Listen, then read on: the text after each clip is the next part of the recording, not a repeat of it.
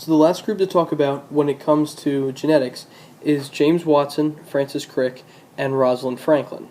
Now, these three individuals are the ones that actually helped discover the structure of DNA. So at this point, we've established that DNA is the basic thing that's allowing traits to be passed from one generation to the next, but scientists still didn't really know its structure, like what it looked like and how it functioned. So these three individuals were able to figure out how that actually worked.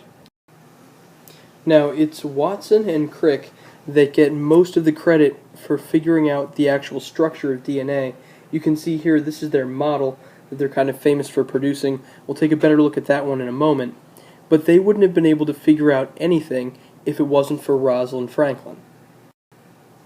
Now, Rosalind Franklin used a research method called X-ray diffraction, and what she was doing was looking at the molecular structure of DNA using X-rays, like the same X-rays you would use if you went to the dentist to get like an X-ray of your teeth, or like the doctor to get an X-ray of your bones. And what she found with those X-rays is that DNA had this X shape to it. Now, as soon as Watson and Crick saw her results from her experiments, they immediately figured out what they were doing wrong with DNA. They were trying to build DNA in some kind of a linear fashion, like as if the molecule was just some straight line structure. Now, they realized that since Franklin's X-ray diffraction was only giving her a two-dimensional image, that DNA was actually kind of a corkscrew. And what they were seeing with her image was a spot where the two sides of DNA kind of crossed over and formed this X. So to give you a better impression of the model that they made, we'll take a look at another image. So this shows what they were able to eventually come up with. DNA has this spiraling structure to it. We refer to this as a double helix. And as soon as they were able to see the image that Rosalind Franklin had, they were immediately able to change their approach to the structure of DNA, and it actually only took Watson and Crick a few weeks to finally have a functioning model of a DNA molecule. Now, DNA is built of these things. They're called nucleotides, and nucleotides are made up of three different parts. They have a phosphate group, a sugar molecule, and then some kind of nitrogenous base, which is what changes the letters. You can see it says A, T, C, and G here.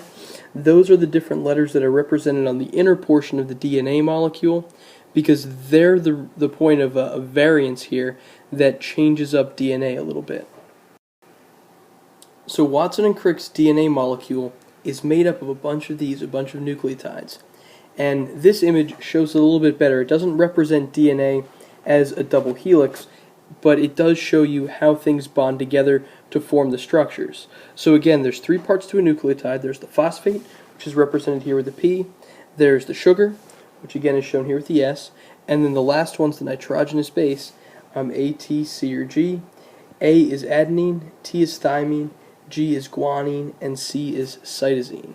Now, the important thing that Watson and Crick were able to eventually figure out is the bonding pattern. If you notice, if you look down this entire section of DNA, A and T always go together. It doesn't matter which is on the left and which is on the right. That's kind of interchangeable. But A and T always bond with one another. That's because they make two hydrogen bonds between them. It works the same way with C and G. Those two always go together. It doesn't really matter what the pattern is, whether it's G and then C or C and then G. But they match up because they make three bonds with one another.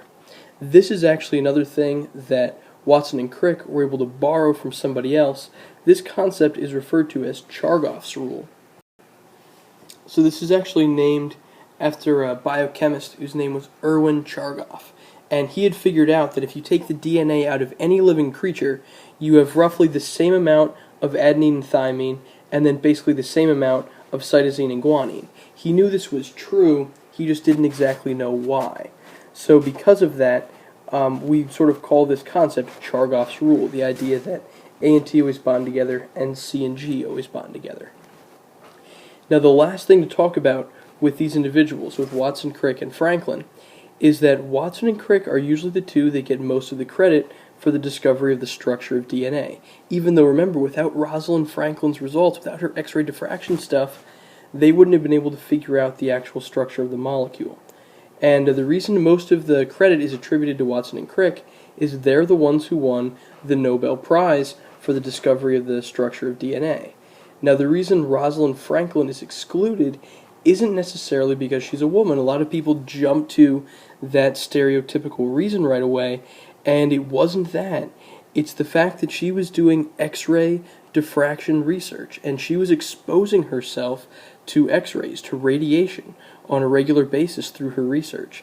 And at this point, we didn't have a very good concept for how bad radiation was for you. She wasn't protecting herself against any of those X-rays. If you think about going to the dentist, they put that heavy lead vest on you to protect you from the radiation.